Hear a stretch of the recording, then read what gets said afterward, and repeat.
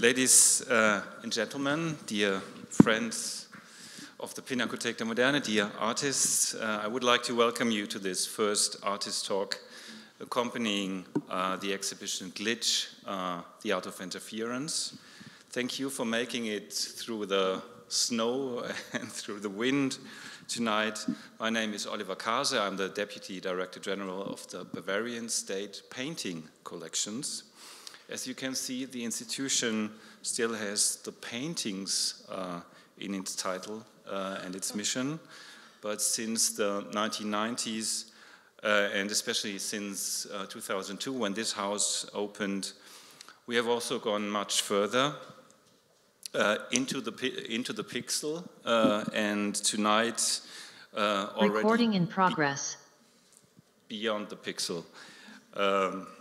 This is the promising title of this evening's event, Beyond the Pixel, Navigating the Glitch Between Technology and Society.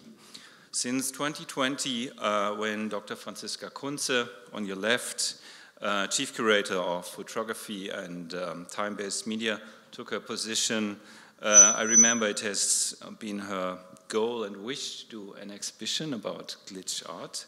Now this has become reality, obviously. This concept had potential for big exhibition. The first exhibition on this subject by a major institution like ours. In total, 1,200 square meters, about 50 artistic positions as far as I know. So I'm delighted that 3 of the artists represented in this show are with us tonight, this evening. This is Jake Elwes on the screen in the center from London. Mame, DIarra, Niang from Paris and from London next to Franziska, and Kazuma, Obara from Tokyo in Japan. So thanks for coming. Please give the artists a warm welcome to Munich. All of them will be introduced by Franziska Kunze in more detail in a moment. Franziska will lead this artist talk together with her assistant curator and research associate. This is Katrin Bauer on your right. So perfection is not only very boring, but also implausible. This exhibition teaches us about the potential of technical error, socially, aesthetically, maybe also critically. It shows us how deviating from the norm enables artists to take a contemporary position on images of media, for example, the effects of war, sexual orientation, or gender identity, to name only a few. In times of huge social and political conflicts we are living in, this is a subject not only welcome, but as I think, more and more essential, deeply essential, especially for a public state museum like the Pinakothek der Moderne. The Sammlung Moderne Kunst, the modern art collection, is thus consciously expanding its spectrum of over 120 years of art history into a relatively young and, as you can see, a very vital and vibrant type of photography and media art. 1 year ago, we showed the exhibition Max Beckmann Departure on the theme of departure and travel, migration, and subjects like this. And next autumn, my colleague Bernhard Schwenk will dedicate another themed show, so to speak, also on another subject of violating norms and standards and stepping aside. And this is the figure of the eccentric artist and the eccentric in art, which, like glitch, develops its socio-political potential from stepping aside from the norms. So I think you can really look forward to this project in next autumn and winter. I'd also like to draw your attention to the second artist talk in this series, same place, same time. 29th we have this year on February. In German then, with the Mediengruppe Bitnik, Karst Nicolai, and Tim Rautert. So you're welcome to listen to this talk too in some weeks. So, ladies and gentlemen, I wish you an interesting and inspiring evening, and thank you for finding your way to the museum tonight, especially. So please welcome the curators, Franziska Kunze, Katrin Bauer, and the artists again, Jake Elwes, Mame, DIarra, Niang, and Kazuma, Obara. Thank you.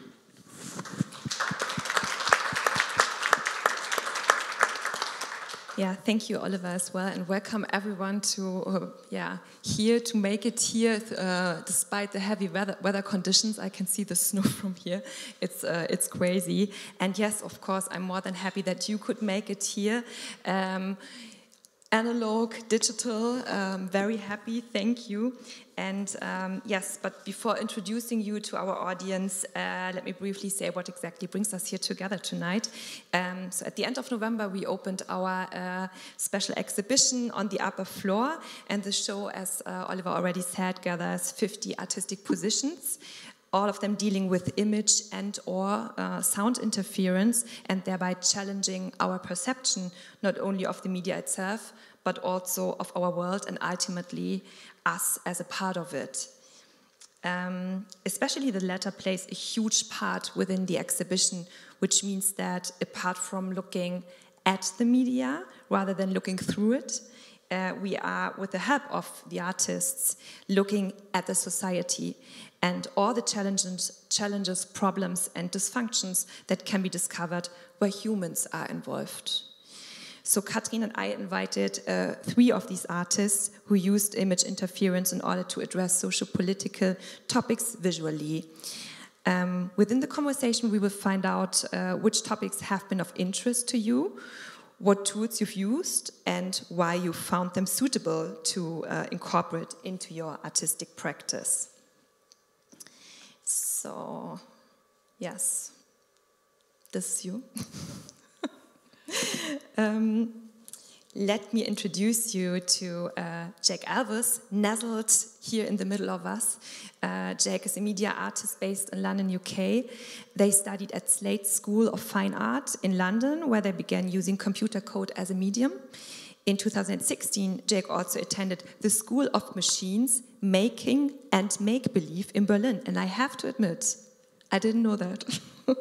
And it sounds very promising to me. So Jake is deeply concerned in working with AI technology, and therefore they've been awarded the German Informatics Society AI Newcomer Award in 2021.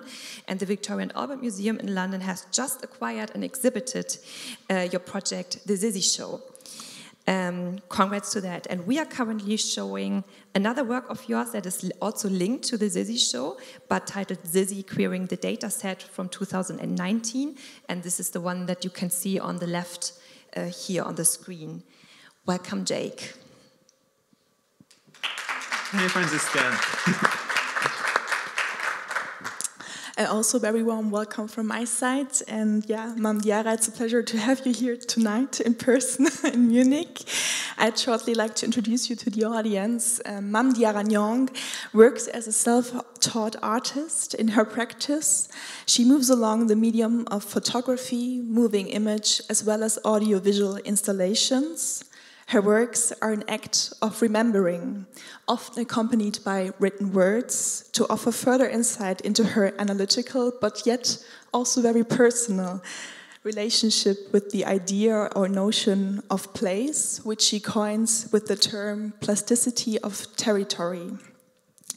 In the past years, you've participated in various international group exhibitions, but right now, since November, you have your first mid-career retrospective at the Zeiss Museum of Contemporary Art Africa in Cape Town, titled Self as a Forgotten Monument. And yes, as part of Glitch, the art of interference, as we can see here on this installation shot, Mame, DIarra shows her intimate work series, or an extract of her series, titled Call Me When You Get There, which presents in the 3rd chapter of the exhibition titled Twisted Worlds, which again deals with both creative and subversive approaches and constructions of sound and vision through the photographic. A very warm welcome. Nice to have you here.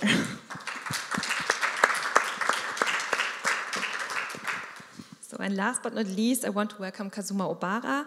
Kazuma is a photojournalist, artist, writer, and bookmaker based in Osaka, Japan. He graduated from the University of the Arts London, holding a degree in photojournalism and documentary photography. Having this as a background, Kazuma is working on long-term documentary projects that are concerned with human rights of unseen victims in society. In the exhibition, we are presenting your project Exposure from the years 2015-16. This project was awarded the World Press Photo Award for the category People in 2016, as well as the Magnum Graduate Photographers Award in 2017. Also, my congrats and welcome, Kazuma.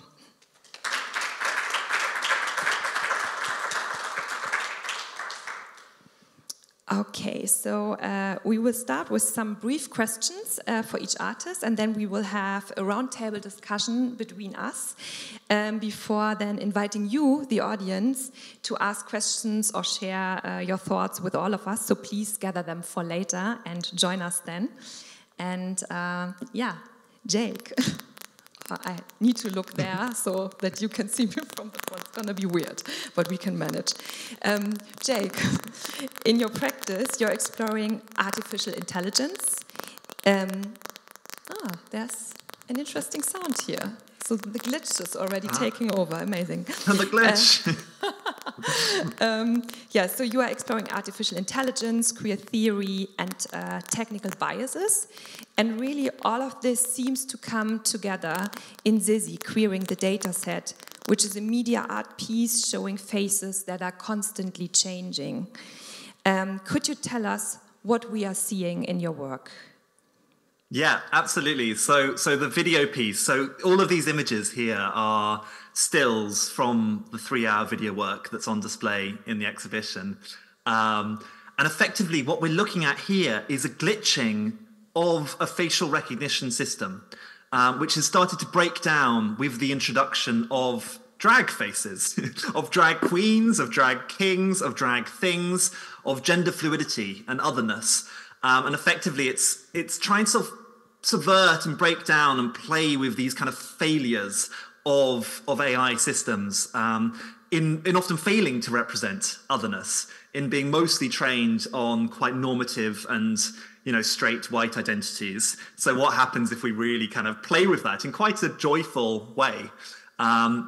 So I'd like to maybe, Franziska, if we can I'd like to show a couple of previous works and won't take too long, but I wanted to quickly show a video first. And this is effectively thinking about turning these systems around on the people that build them, right? So turning an AI system on the tech CEOs, on the 50 most established tech CEOs, and basically reducing their dialogue and their speech into a kind of surreal stream of words. So maybe if we play a minute of this, you'll kind of see it's glitching. 5, 6, 5, 5, 5, 4, 5, 4, 1, 6, 6, 7, 7, 7, 8, 8, 9, 9, 5,000. 1 billion, 130 million, 100 million, 2 billion, 1, 200. 250, 71. 10,000, 150, 10,000, 18,000, 10. 16. 16. 350, 20, 2, 20, 350, 50. 10, 15, 9,000. 9,000, 1,000. 1, 6 billion, 100 million, 100 million, 100 million, 600, 100 million. Shall we stop here? Yeah, let's stop there. Thanks, Franziska.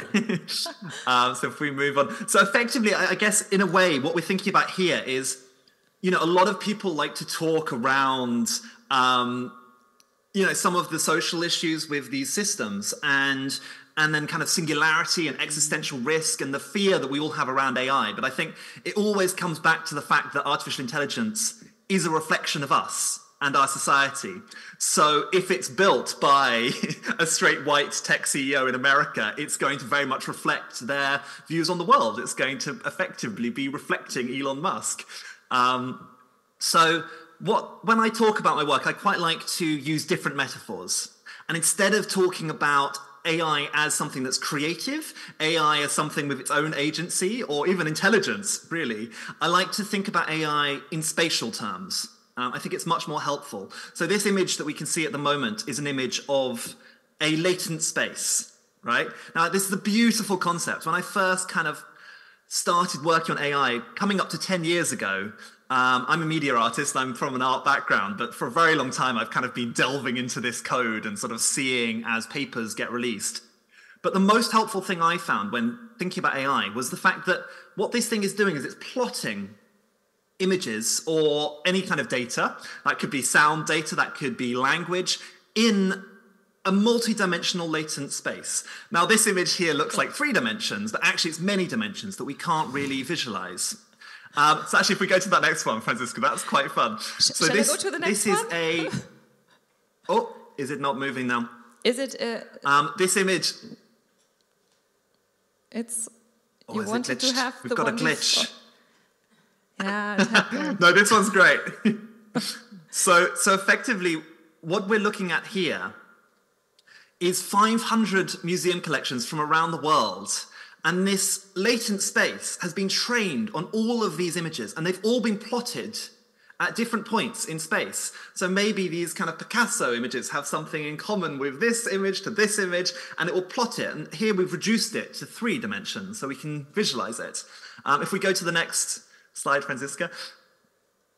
So, oh yeah, there we go. That's kind of seeing it explode and kind of exploring this multidimensional latent space. And the next slide should show us something quite fun. This is the IKEA catalogue plotted in a multi-dimensional latent space. So effectively an AI, computer vision, has looked at this data, which is the IKEA catalogue, and plotted all the dustbins next to each other. I think they're in the bottom left, probably quite small, you can't really see them from the audience. And then, you know, all the saucepans up here and all the lamps down there. If we go to the next one, we can actually start to visualize language in a space. And this is a really beautiful concept.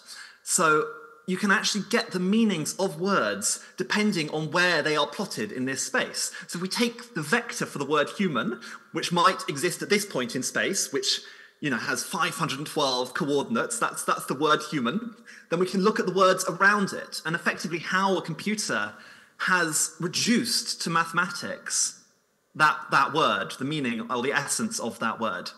Now, for me, there is actually something very queer and beautiful about this idea of AI plotting human data in a space. So as soon as it reduces it to mathematics, it loses the meaning. It just becomes a point in space, and everything in this space is fluid. So if we're training an AI on images of male and female faces, it has this whole in-between space. That's why it's called the latent space. So for me, it's a queer space of potentiality. So if we move on, Franziska, the next image here, this is a simple diagram to explain quite a complex process, which I'm not going to go into too much depth on. But this is effectively an idea that once you've got this space, you can start to generate new fake images, so simulacra images. What we now call deep fakes, but actually the earliest paper was back in 2014 for doing this. So if we're training a big data set of flowers in this instance, and it's plotting them in this space, we can then put another AI and try and get it to create a new image of a fake flower and trick the recognition system into thinking, oh, that could have been a real image from the data set, but it's actually been completely invented. So if we go to the next picture, back in 2018, someone was exploring these, and they were training it on facial recognition datasets, standardized facial recognition datasets used across the internet by companies and by universities. Now, the problem is these datasets had real issues with normative bias. The first one was just trained on American celebrities, which had real problems. The second one was actually trained on images from Flickr as well, but then it kind of had this colonial issue of kind of, you know, Western photographers uploading tourist photos of people from other parts of the world. So there's always going to be issues with whatever dataset we use. But for me, I wanted to take this system and inject it. So this was 70,000 images of the human face that it's learned from. And I injected only 1,000 new images of drag kings, drag queens, drag things, and carried on training that system. And effectively what it did was it queered this neural network. All the weights in this neural network shifted from a place of normativity into a place of otherness. So if we go to the next image, Franziska, it takes these points, to these points. So here we go. Now this is the sort of querying of the data set, if you like. So these are actually the same ones as what we saw before, the same points in a latent space, but now I've kind of broken down how the AI sees a face by using images of drag performers. Now, if we go to the next image, we can then start to see what happens if we move through this multidimensional latent space. Yeah, and so this is also an extract of what we see upstairs, right? Yeah. Exactly. So this is the piece, querying the data set. And it's a non-linear animation, effectively, which is the beautiful idea that this could move in any direction at any time.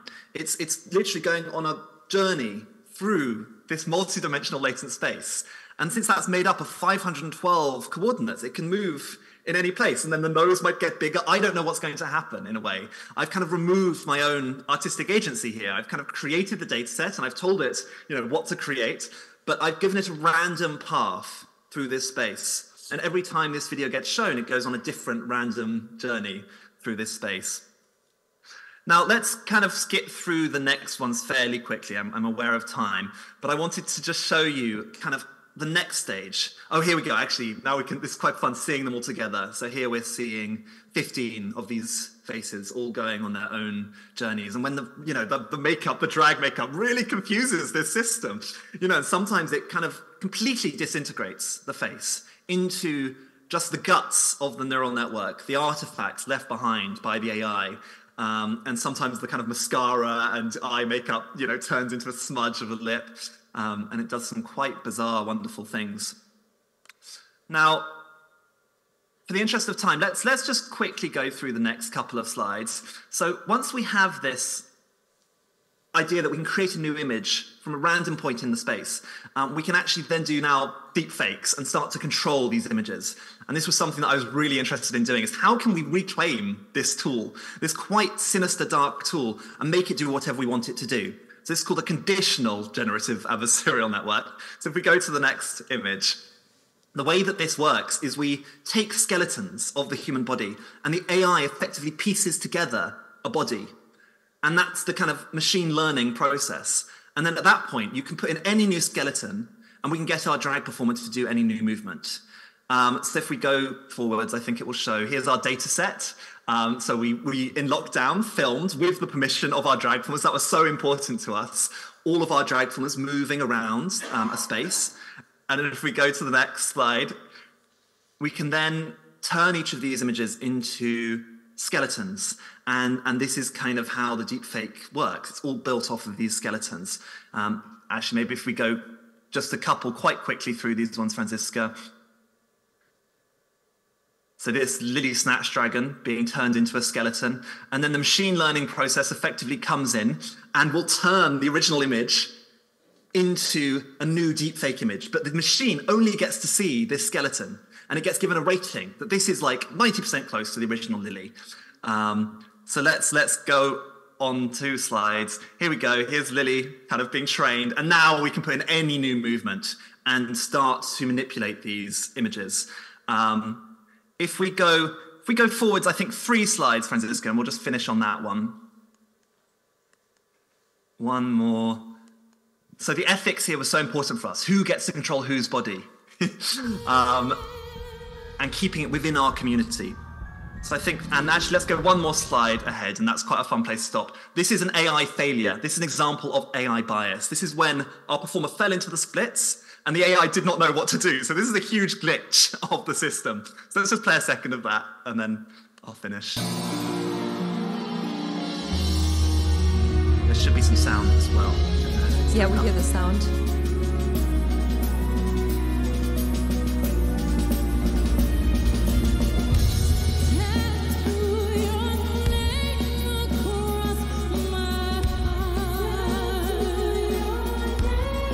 Caramel doing movement to this Beyonce act. And then we have TT Bang, Sister Sister, disintegrating into these kind of piles of textile and pattern. Okay, great, right, Jake. I'll stop there. Thank you. Thank you.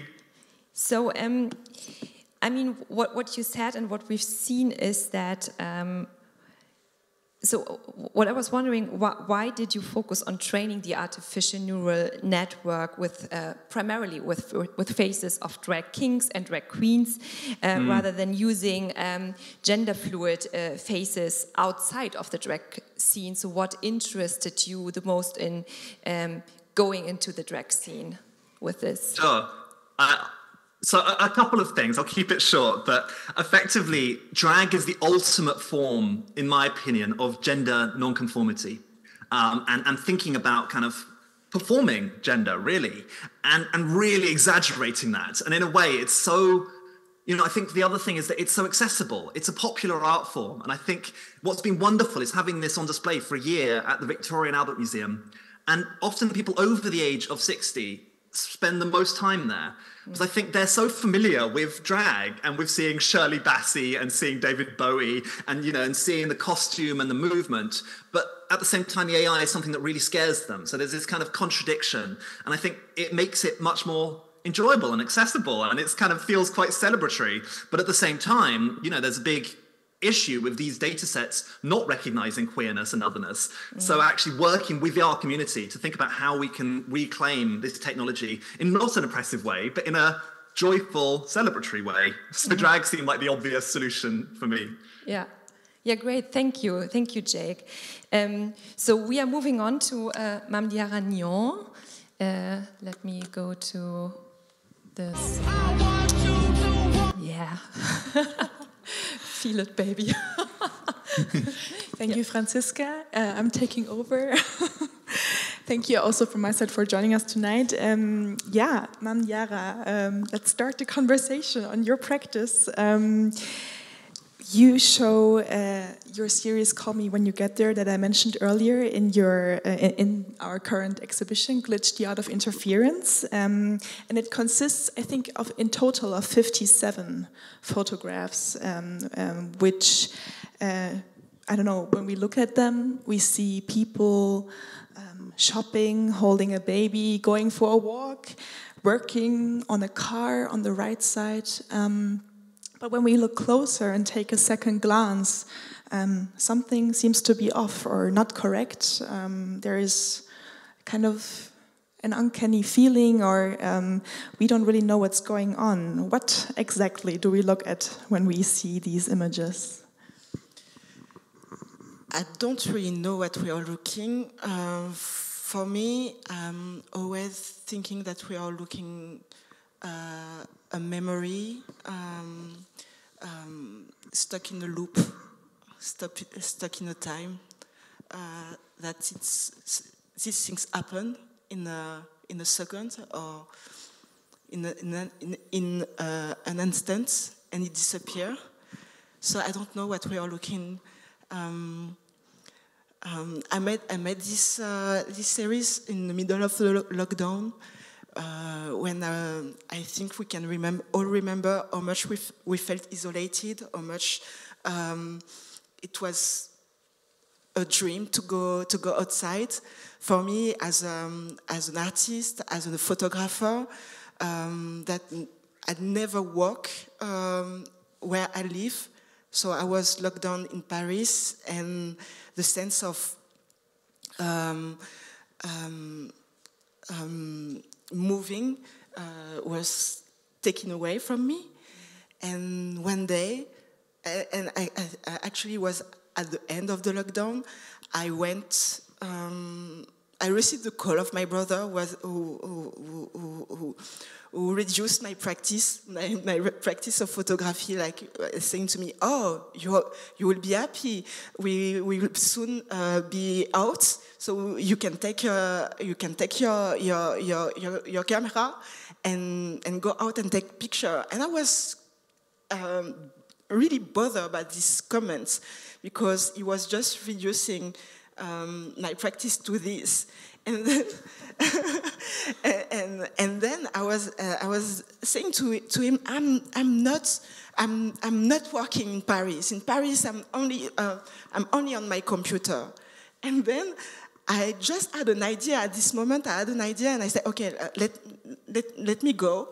And I went to Google Maps, and I start to travel, and I start to go in Ivory Coast. I went to Fukushima. I went to many countries and cities that I want to experiment. And for a while, it was a regular journey.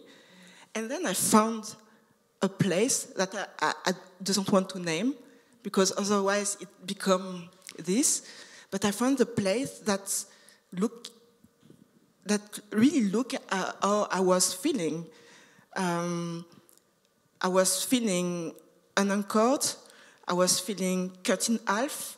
I was feeling disappearing from the streets. I was feeling, and also as a black body, because we need to remember also that also it's the moment of George Floyd. And for me, as a mixed race person, I never really, I have to be honest, I never really experienced racism. But during this lockdown, it was the first time that I felt that my body was not in danger, but also that I have to identify myself. And I start to see this character like image of myself, and it was quite beautiful to finally, when we know my photograph, my photograph here before was without figure, and then it starts to be amplified by all this character body, but still, sorry for my English, still. Maybe in French you can say.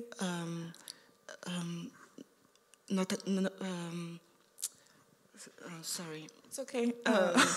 You know, you cannot catch them. You cannot grab them. It's not graspable. Yeah. You know, it's a feeling, and this image, or maybe a feeling, a discomfort, a critique. I still don't know really what it is, but it speaks about myself. Yeah, and a moment, and also. I was saying that it was beautiful to be there, and in my mind, I was there. I've recorded this journey like a real journey during the lockdown, and it's a journey through a memory system. You cannot have when you are in this place. Actually, the glitch is not visible, and you have to go back and to look at these people. You have to find the right angle, and then the glitch appear, and it's quite beautiful to find this. I must imagine it's a journey, a virtual journey you went on, and I love that you mentioned. Or you said it's a memory system. Yeah. And going back to the title itself, which holds so much meaning for the series, you decided to call it "Call Me When You Get There." Is it a reference to the journey of arriving somewhere? Can you elaborate on that? Especially because you also write in your practice. Yeah, I mean, "Call Me When You Get There" was like a mantra. It was I had this sentence when I was traveling for days in my living room. This picture was taken in Paris, but I have to be my best companion. So, you know, what our mother or people that we love say to us, like, "Call me when you arrive, when you're safe." And for me, it just changed all my practice and all my way to think the world of the photography, the reality, and how much this series, this moment, liberate me from the walls of my living room, and I've been able to just shift something in my mind and say to myself that I wasn't trapped. Actually, there is many realities many realities, possible realities that we can travel, escape to, and spend some time, with. So the images we see here have been produced under constant movement, as she already mentioned. As you mentioned, these are images from Google Street View. Yeah. They are produced in movement with a 360 surround degrees camera on top of a car, and they show this non-static and ever-changing perspectives. And what I really quite liked is that 10 years ago, the Canadian artist John Reffman once described Google Street View as a, quote, looking at a memory that nobody really had. But then again, yet you say in your report, which we have here, 1 second, an extract of your report as part of the series, you say they are memories and they are guides and their trace is still there. So in comparison to what John Reffman said, that Google Street View is memory nobody really ever had themselves. We don't know to who it belongs to. Oh, one slide back.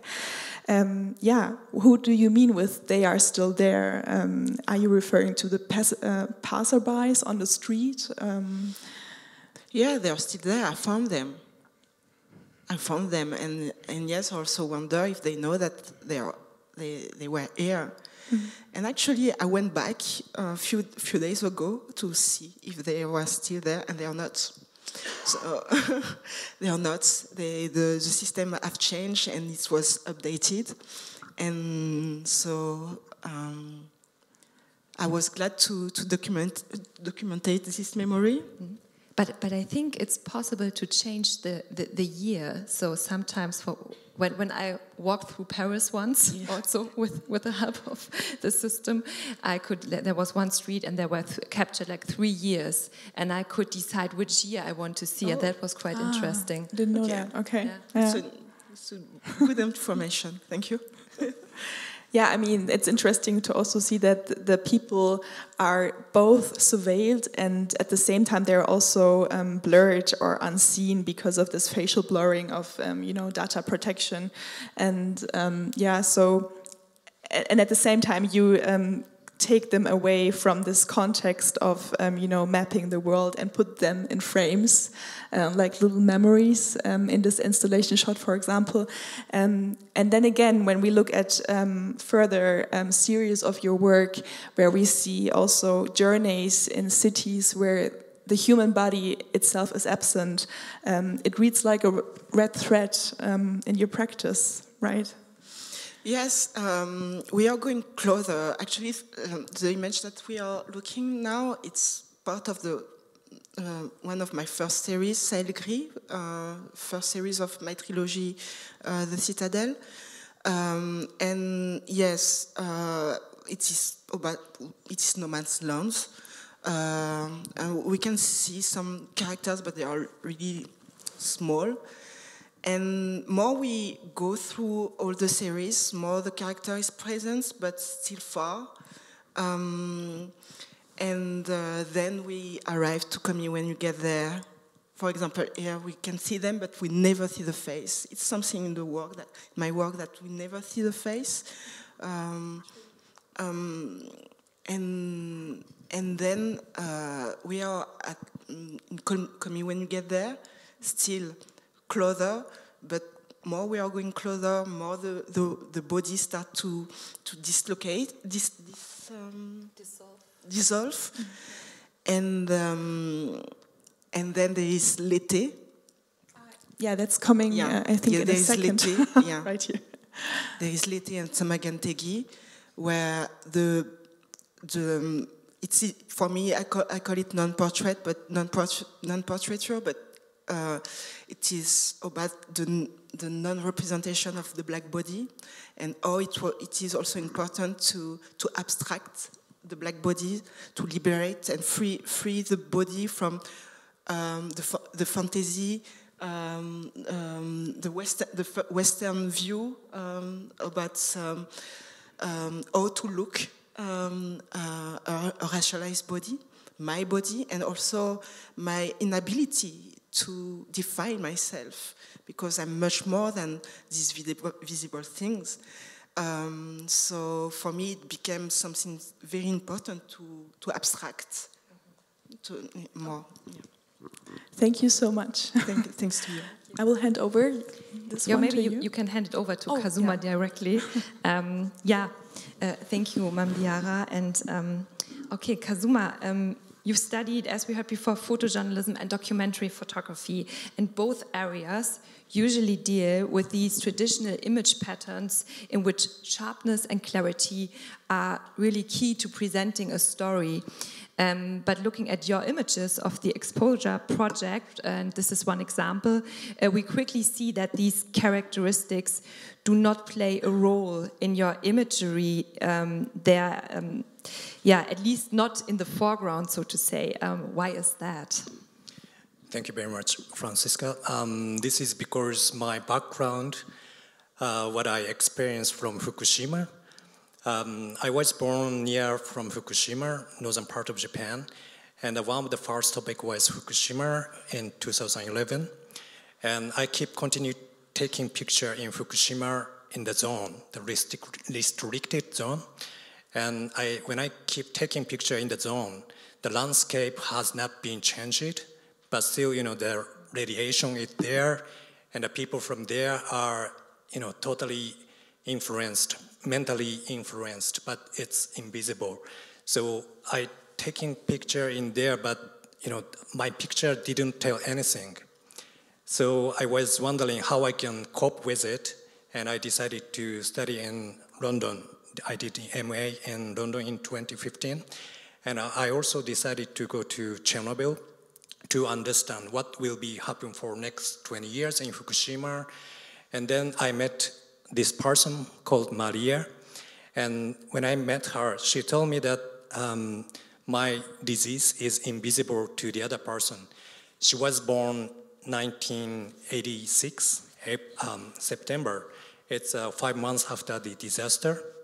And she was affected by radiation in her mother's stomach. And she has no memory about Chernobyl, but she has disease in here.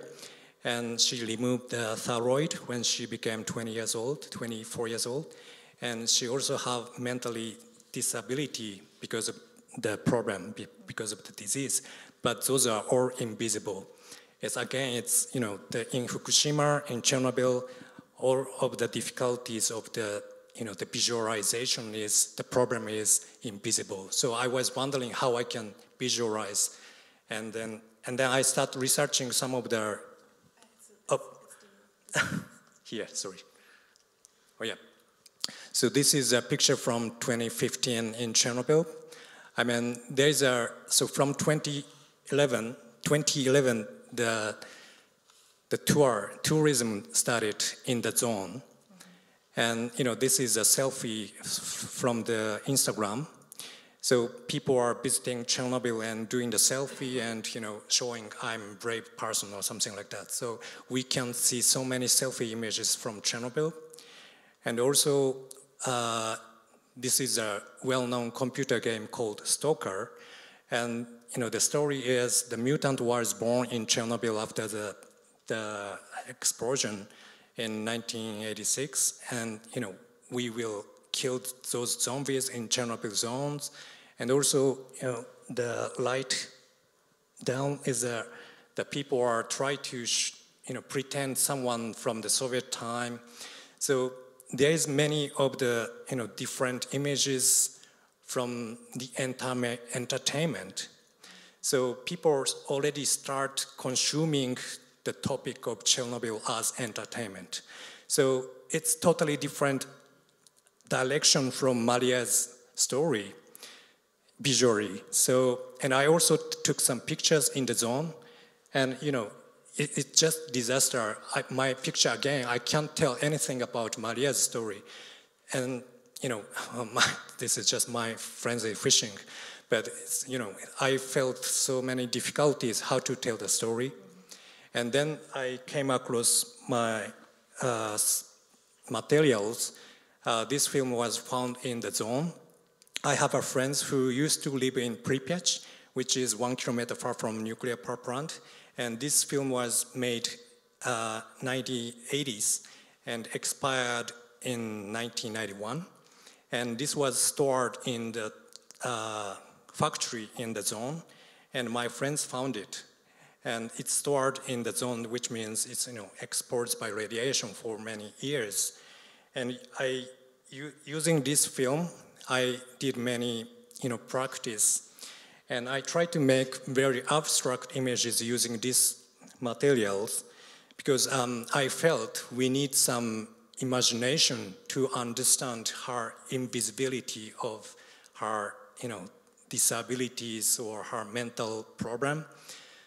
And I did 4 minutes to 8 minutes exposure to long shutter speed. So, and finally I could gain this type of images. And I hope that people can get some of the imagination. I hope to give some space for the readers to think about her disability with some text. So if you see my space, there's a text from interview by Maria. So combining with text and these abstract images might be able to give some space and information to have imagination about Maria's disability. That was my first challenge to visualize beyond the conventional photojournalism. And also I try to bring this idea into book format. So, this film inside is a similar object. So if you use the medium format film, you have to open the sticker and, the book starts from the beginning of the film. And also you can open the film and, then the light go into the negatives and the start is telling story will be told for the readers. So, yeah, this is one challenge, another challenge, and yeah. So, and I also want to show some of the other material-based my challenge to tell the other topic, just quickly. So this is Maria. And this is the project in Fukushima I did after Chernobyl. One of my friends is doing surfing in Fukushima. Before the accident, the Fukushima was actually, there is a world tournament of surfing. And my friend is a champion of amateur surfing. And, after the explosion, he couldn't go into the sea because of the contamination. But for him, the sea is not kind of, just sea. Sea is kind of his home. And the surfing is like not only the hobby, the surfing is way of his life. So he needed the sea. But for the other perspective, the sea is just contaminated. So people couldn't understand why the surfer needed to go into the sea. And, many people became mental disability because people cannot go into the sea.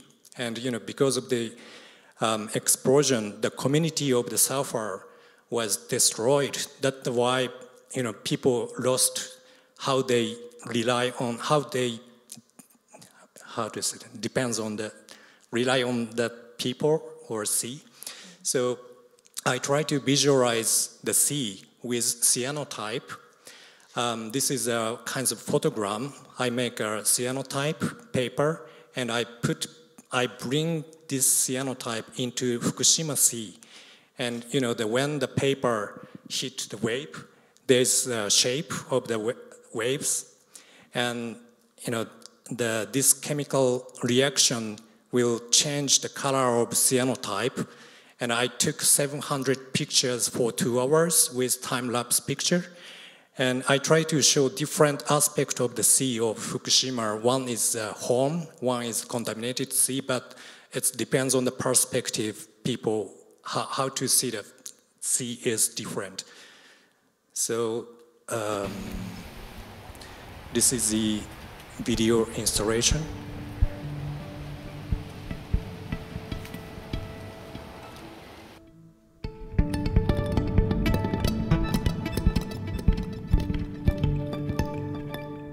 So every second the cyanotype is changing the color, and I hope people will have some imagination about the different aspects of the sea in Fukushima. Yeah, so this is Fukushima Sea. And I also using some of the broken camera from, this is another topic about nuclear testing in Bikini Island. And I got the camera from one of the victims, and the lens is molded and became white.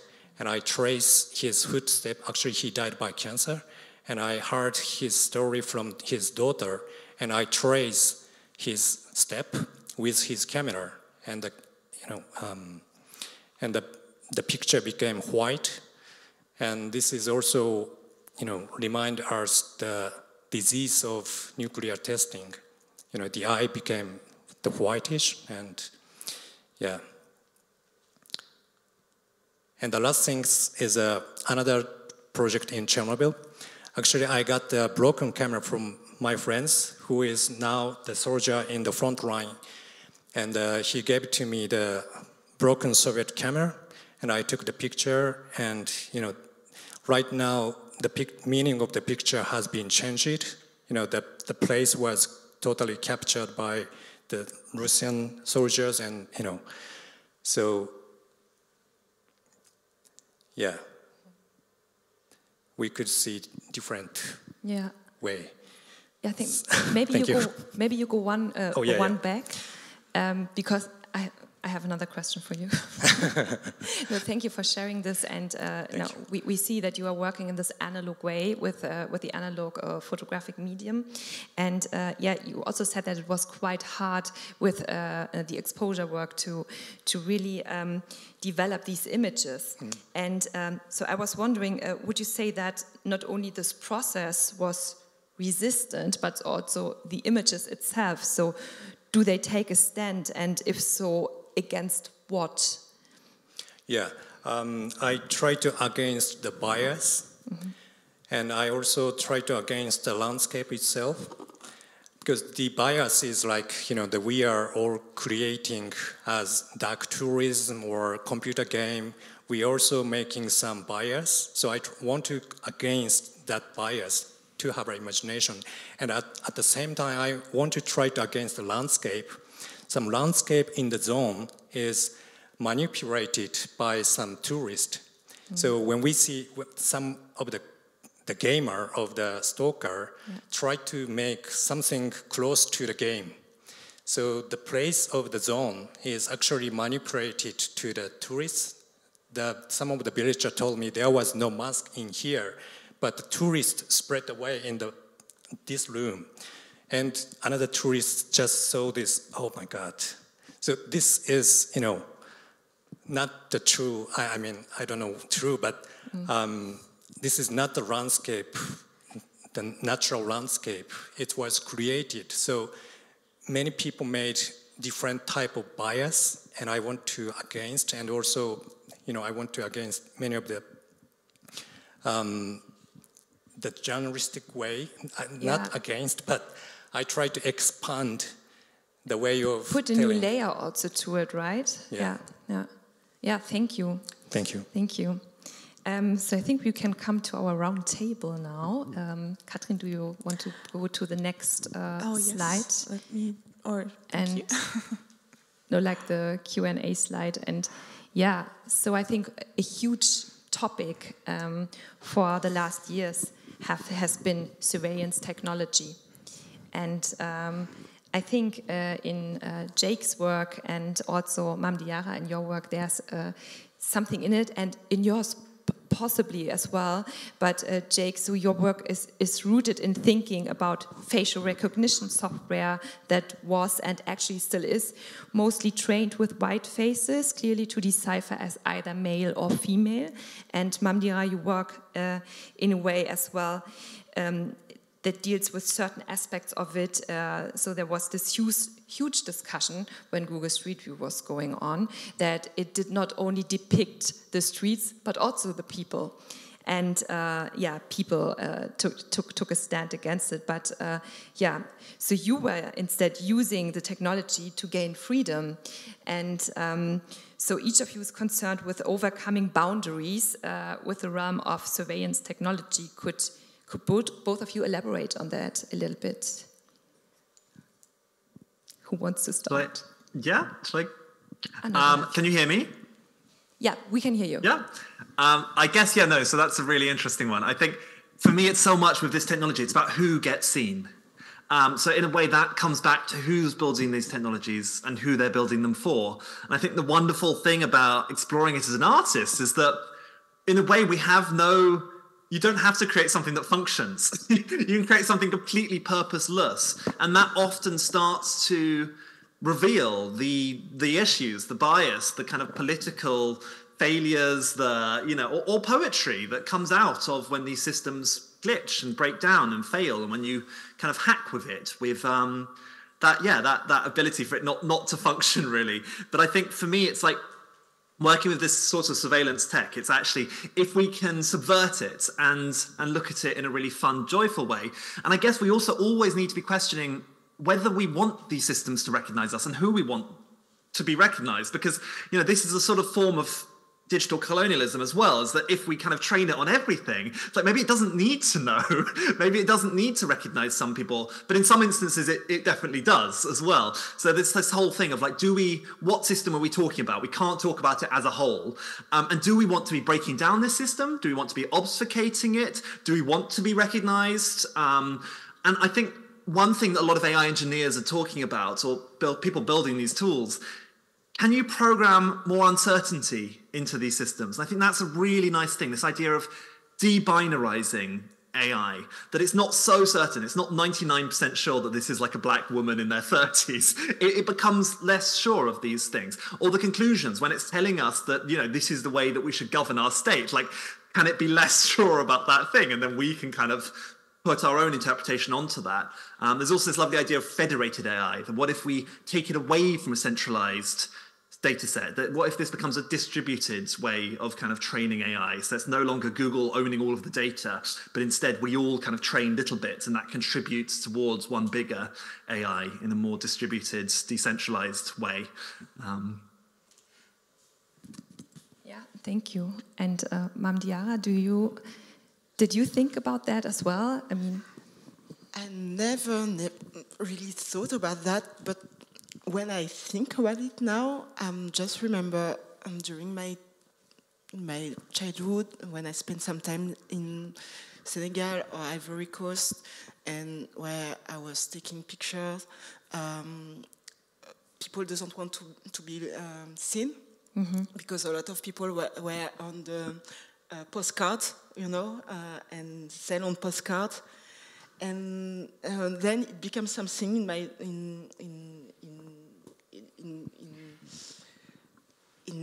in my practice to not look at people. And then also I grew up there in Senegal and in Ivory Coast during my teenage, and there were no name of streets, no way of navigating, no map, no real map.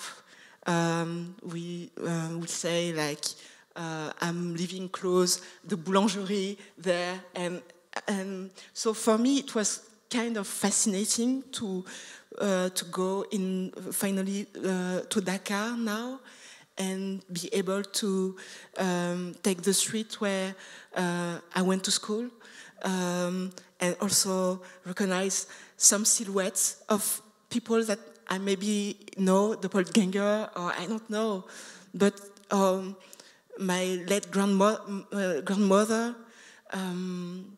For me, this system of surveillance was much more thin, like a benediction, for someone who have homesick, want to go back. I've seen myself to be like much more like a peeping Tom, or someone who want to observe and sneak around, and so it's my reflection on it. But has there ever been this moment? I was really asking this to myself. I mean, you said that you in these figures that are like torn and cut in half or fragmented, that you actually saw yourself within these pictures. But have you also ever had the feeling to be like some sort of voyeur as well? Yes, because I have to find the glitch. I have to look at them and to go back to them and to turn around them and to ask myself, well, where they are going, what are their story, and as they were memories at this moment, and we were in the middle of the pandemic. I was also asking to myself, they are still alive, and so maybe I was taking image of their departure. So it was, I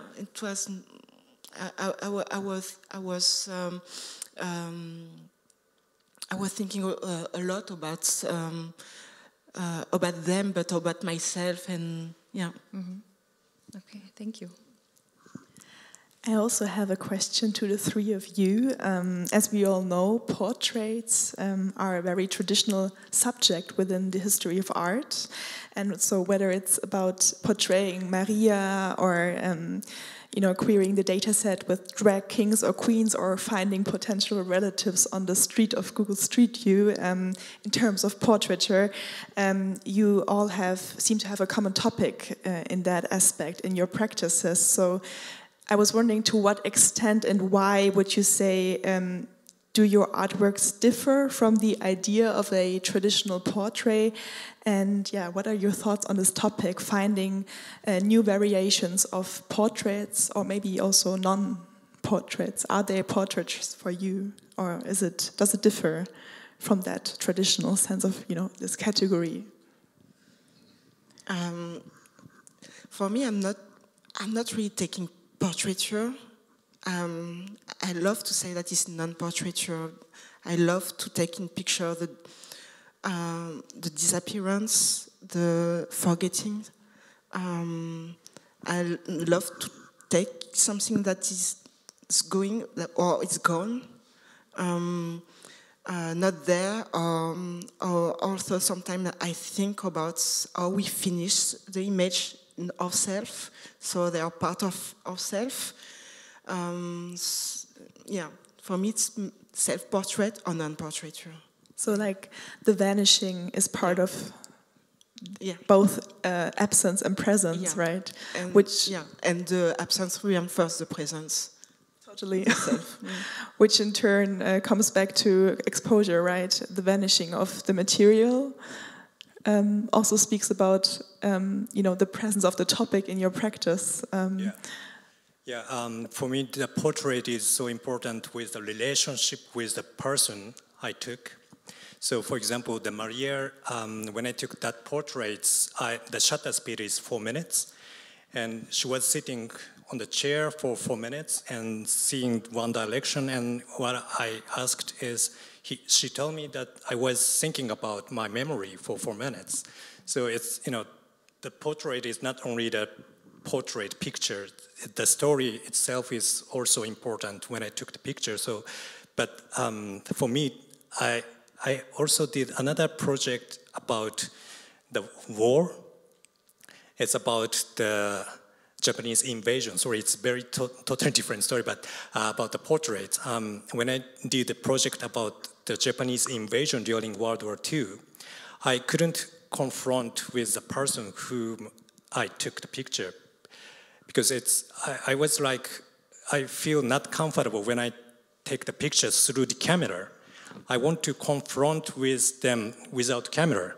So I confront the person who are affected by Japanese army. And I put the camera in here, and I had a remote switch, and I just seeing each other and took the picture. So that the portrait is so important to have to understand the relationship with my position and people. So, yeah. Thank you. And I guess from my perspective, it's, mine are all, they're not human, they're fake. So in a way, they're not portraits of real people, but, it is a portrait in a sense, because it's a computer building an understanding of the human face after having learnt from 70,000 faces and then 1,000 faces that I've introduced. And in a way, this feels quite like queer theory to me, that this is much more of a collectivist idea, kind of looking at a much bigger sort of social idea of how an AI has seen a data set, rather than identity politics, or kind of thinking from this like individualistic lens. I think before this project, none of my other pieces through AI really showed people, actually apart from the tech CEO piece I just showed. But in a way, I was very interested often in abstracting away the people. But whenever you're working with AI, it's always going to be a portrait of humanity, because the data sets themselves and how those photos are taken always reflect something about us and about how we see the world.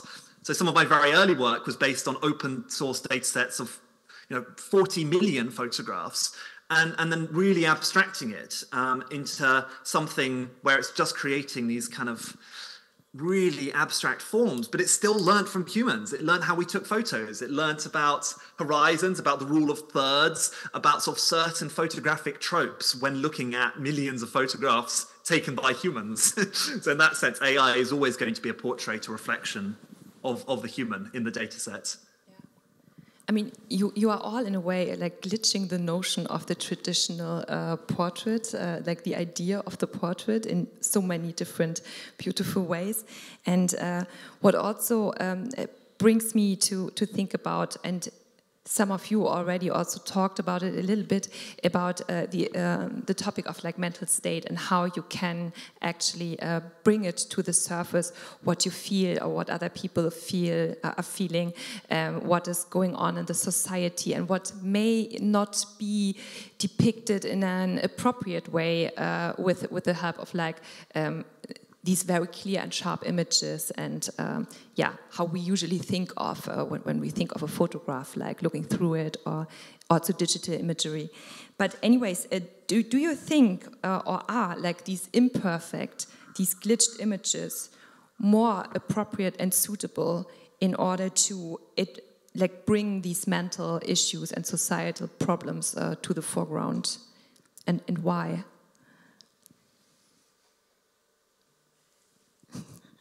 So for me, I think it depends on the subject, and it depends how the information is told through many of different medium.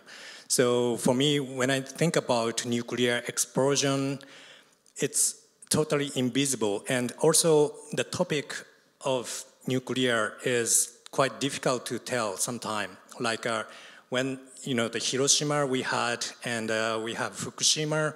And people are so afraid to tell about I'm victim also of Fukushima, because some discrimination is happened, and people might not be able to have children, or people might be able to getting marriage. So people really don't want to tell that story. So actually, visually, we didn't have lots of images of Fukushima in terms of that's sensitive topic. So it depends how people receive the visual. But in that topic, that certain type, like a Chernobyl, the zombie type of images spreading away somehow, and it's gonna be, circulate again in the Twitter, X or Instagram. So those are more stronger than, the normal information with text. So in that sense, we need the totally, I felt it's, the destructed images. The abstract images different from the stereotype help us to understand the different type of aspect. So yeah. Yeah, and Jake, maybe, why did you go for these glitched imagery? I mean, I think, yeah, is it because you discovered it and thought, okay, this is something that you really want to work with, or like did it happen by chance? And did you then think about it that, okay, this is actually a great thing in order to address these topics? Oh, now we can't hear you. It's happening. I think, yes. The glitch wasn't necessarily intentional for me. I think that kind of came out of the project. I mean, I've been working with code as my material for a long time. So this idea, like a lot of the early media artists and conceptual artists working with media, you know, going back to Namjoon Paik or DIarra or whoever it might be, or John Cage even, you know, this idea of using the technology and finding sort of other ways of using it, ways of hacking it and seeing how it breaks down. I guess in a way that very much is the glitch. But for me, it kind of perfectly came together here because it also talks to when these systems are failing on otherness, and these systems are being used more and more for governance. So yeah, no, for me, it kind of does quite nicely all come together here. I think the glitch is a really lovely, accessible way of communicating some of the issues to do with that technology. And getting, you know, making it visible. I think often it can be quite difficult to talk about these subjects, but actually to kind of see it happening in a way that's also very aesthetically beautiful, I think, to look at. But the way that it breaks down, yeah, does make you question how these things are working and how they're being trained. Thank you. I think maybe because Katrin and I, we prepared way more questions, but I think it's time to maybe open it to you. So are there already questions in the audience that you want to share with us, or thoughts?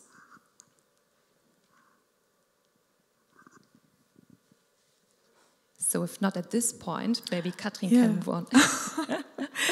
Yeah, I mean, looking at what you just, or thinking of what you just, all the three of you said, using the uncertainty of the error, of the misstep, of the failure, is something that speaks to the fact that that you all play against the rules, and then we can ask ourselves, okay, what are the rules, and who decided to to do rules in general? Do you think that this playing against rules is a liberating pathway within the arts in general? And I mean, a big question. And what are the potentials of these unstable images, of this instability that you encounter either in the materiality of exposed photo material or within the digital virtual world, and both by creating or constructing images in your practice, Jake? So again, yeah, who would like to think about that? I mean, playing against the rules is something that you know is the topic itself in the exhibition. But you all do it on your own terms. How liberating do you think that is? Or do you think it is a play against the rules? That's also maybe a question we could ask. Yeah, I don't know. I really don't know. That's it's unconscious I'm doing this. I'm just trying to find myself, to find the right feelings, to find the right image that can be captured and taught about my story. What I'm thinking about, it's living a gospel, leaving something behind me that say that I've seen this from of this world. It was my passage. I'm not playing against. I'm playing with me. I'm trying to find myself in myself. I try to reconsider every time who I am, because I never know who I am. So my favorite sentence is, I don't know. I don't know. I know nothing, and I'm just in search, in research. And so for this, You know, my mother was telling me that when I was young, I was very annoying because I was breaking my toys. And your doll? My toys. Your toys, okay. Yeah, my toys. and my family was saying this like it was like very violent, when actually for me it was like how it works. And I think I'm still in this kind of so you're deconstructing everything, yeah, reversing its sense. I'm questioning, and I think everything is possible. And just to say to yourself that photography should be just like this, or this is the only way, I feel sorry for you. I just feel sorry because there is so much to explore. There is no rules. There is no rules. I think, yeah. I agree. Do you want to go, or should I go? I think, yeah, artists always do this. I think it's so important, actually, that artists can have that critical distance and do things in your own way, like really break the rules. Yeah, do things your own way and notice things that other people might miss. And I think rather than just even breaking the rules, you can start to create your own rules. So I think I touched upon this briefly earlier, but as an artist, having worked, using some of these machine learning tools for coming up to a decade, I think what's so liberating is that I can work with it in ways which are completely purposeless and functionless. And in a way, I don't have to have that responsibility that the scientist or an engineer would have. Or this idea of having to create something productive under capitalism, right? The engineers and the scientists building these tools, it has to in some way be productive. So in a way, I'm really interested in the flip side of that. What would an unproductive AI be? What would that mean? Or rather than creating something generative, what would it mean to create degenerative art or use these tools in degenerative ways? And I guess pointing out different ways of doing things and different ways of thinking about things. And, I think we've also got to be really hopeful and not underestimate the artist here, because I've seen it now quite a few times that some of my friends working in this field have influenced the technologists and influenced the policy. So actually artists can, often be a few years ahead of the policymakers and of the engineers and point out new ways of thinking about things or new futures. And that can actually come into practice. Thank you. Yeah, Kazuma? I try to understand the people as much as possible when I, engage the project. And then my photography isn't enough to visualize. So I need to break my rule. As a photojournalist, just direct representation is not enough for me to tell their story. And I understand my ability of emphasize to their feeling is not enough. So I want to bring the materiality to their visualization. And then, the glitch or mistake bring another imagination beyond my understanding. So I think the glitch is so important to me to go into the project. And when I have a glitch or mistake, I feel like I'm the right direction to the project. And then, so it's something like that, yeah.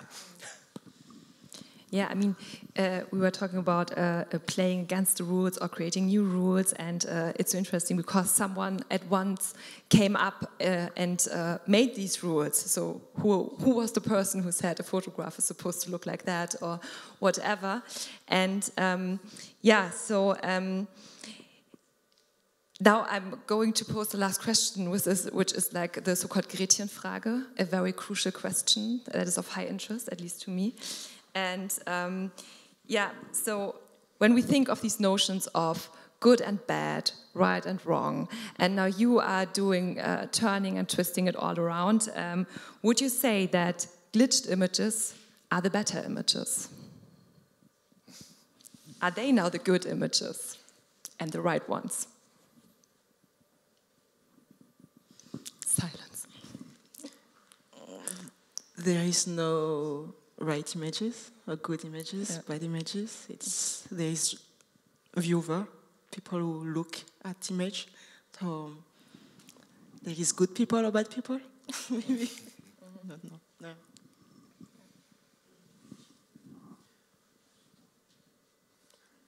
Do you want me to go, Kazuma? Yeah. Yes, I think yes. I think yes, the glitch images are the good images. I see the glitched images in a way here as like the queer images. The way of transcending normativity, the ways of kind of transcending convention and transcending what it is to be normal or to have a purpose or to be functional, or like I was saying before, I think it's a beautiful way to think otherly about things. And I think, we can talk about glitch very expansively here, but Legacy Russell talks in glitch feminism, about the kind of glitch being that queer move, being that way of challenging something, really, about challenging any convention, any institution, any form of governance. You can really kind of think about how to glitch these things, and that can be a radical act. That could be a revolutionary act if that was a political act. And I think art can be very political, and it can be apolitical at the same time. I think these things can all exist at the same time. And I think, for me, that's the glitch. It's the messiness. It's the otherness. And that's where I like my art to sit, for sure. Yeah, thank you. Yeah, my normal good art part is, maybe it might be boring answer, but my norm of good art is, do you respect the subject enough? So if the glitch is respect enough for the subject, I think it's good picture. And but I don't know who decided. So, but at least the artist or photographer can decide this is good or not bad. So, yeah, I just want to follow, and I want to ask that person, it's okay of this work. So, yes, yeah. Yeah, thank you so much for your thoughts and for engaging with us. And so we would have time for one question. Now they're warmed up. So I think, yeah. Yeah, do you need to turn this on, or? Yeah, we hear you. Okay, perfect. So thank you for all your insights. Really interesting to hear you talk.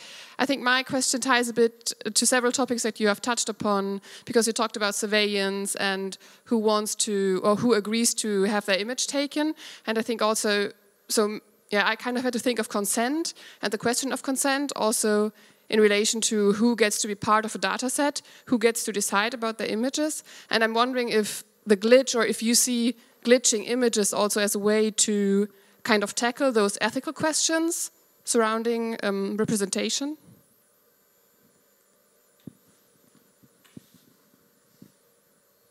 I think from my perspective, yeah, absolutely. I think it's a really rich area to explore.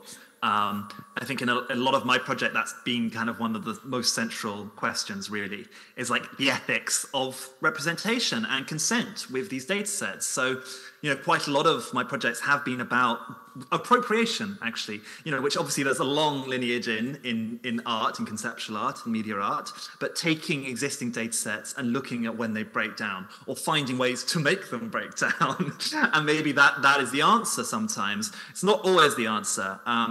I think, later on it became much more about making my own data sets and really thinking through how everyone gets paid for their data. Everyone can withdraw from the project. They knew how they were going to be used and seen, and they also knew the other people reanimating their bodies for a deep fake in this instance.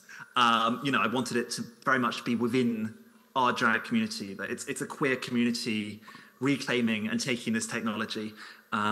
But yes, I think more broadly, I don't quite know what that would be or what that would mean, but I love the idea that, this idea of dirtying data sets is this techno-activist mode where you might kind of on purposely put broken data to slightly confuse or break down a system of governance, or give it other examples of otherness. I think, let's think about how we're training these systems, what these data sets are, absolutely. But also, we need to be thinking about intellectual property and about whether people are consenting. So these are all big questions, and I don't think the answers are immediate, but I think a lot of very clever people, much smarter than me, are working on them right now. Yeah. Thank you. A question a question to Kazuma Obara. Your aim seems to be programmatically to represent the invisibility of catastrophe. So my question is, when and how did you move to this approach? With photography, of course. You mean the first approach from, yeah. So when it was in 2011 and, 2013, I continued to take portrait picture of the work of Fukushima nuclear power plant. And I was wondering their health problem because they are in the plant, but the effects of nuclear element has been appeared maybe next 10 years or 20 years. But when I continue to take picture of the portrait of the workers, it has not been changed, and I felt like I couldn't tell anything right now, but I have to I have to pay more attention to those workers. So then I try to shift, because it's impossible with my picture of normal portrait to bring the attention to the current workers, because there's no problem right now. So that was the point I need to shift. Yeah. Thank you. I have another, a bit more complex question to Mame DIarra Niang. DIarra Niang. Yeah. What was your Lete project about? When and how did you approach this project? And generally, I have the impression you developed non-portraits of vanishing and forgetting. This seems to me to be the case. Are you intending under-representation as some kind of program or so? Or, so to speak, are you intending under-representedness to represent underrepresentedness? And from there, two questions. Is there something that has to be forgotten, Lete and so on? Or is there something that has been forgotten, sorry? Or is there something that has to be forgotten? Finally, I'm loud.